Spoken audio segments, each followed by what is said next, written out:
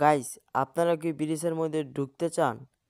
এই ব্রিজের মধ্যে ঢুকে আপনারা জুন পুশ দিতে পারবেন এবং কি টিমমেট রিভাইভ দিতে পারবেন। তার জন্য ফার্স্টে একটা গাড়ি নিয়ে এই পজিশনে রেখে দেবেন। তারপর আপনারা গাড়ির সামনে একটা গ্লোয়াল ফালাবেন। যখন গ্লোয়াল ফালাবেন তারপর দেখতে পারবেন একটা সুন্দর একটি ম্যাজিক। গ্লোয়াল ফালানোর পর আপনারা গাড়ি থেকে নেমে যাবেন।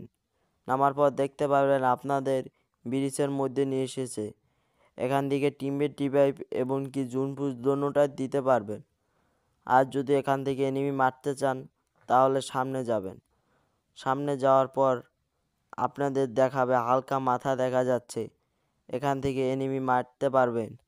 তারপর আপনারা যদি এখান থেকে উঠতে চান তাহলে ওরিয়ন অন করবেন। ওরিয়ন যখন দিবেন তখন দেখা যাবে আপনাদের ব্রিজে